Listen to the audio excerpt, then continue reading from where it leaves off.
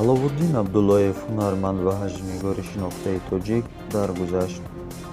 аловуддин абдуллоев ҳаҷвнигори шинохтаи тоҷик ва ҳамзамон сардори раёсати фарҳанги вилояти хатлон субҳи панҷшанбеи 7 феврал дар шаҳри Бохтар даргузашт. хабари даргузашти ӯро масъулини идораи фарҳанги вилояти хатлон тасдиқ карданд. ҳанӯз маълум нест, ки сабаби фавти ҳунарманди шинохта чӣ будааст. савсан шарифзода муовини раҳбари раёсати фарҳанги хатлон ба радиои озодӣ гуфтааст, ки аловуддин абдуллоев таи 2 рӯзи охир аз фишорбаландӣ шикоят доштааст. то шаб якҷо кор кардем.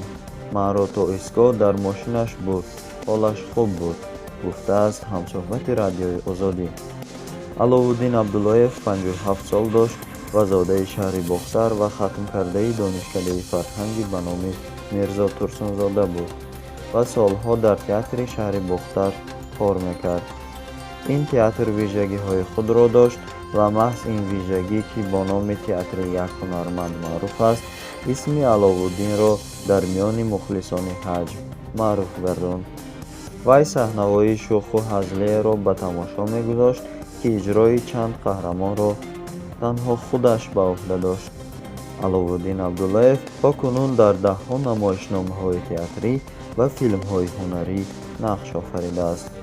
мутахассисони соҳа аз аловуддин абдуллоев ба унвони ҳунарманди хушсалиқаи театр ва синемо ном мебаранд. ӯ унвони ҳунарпешаи халқии Тоҷикистонро дошт.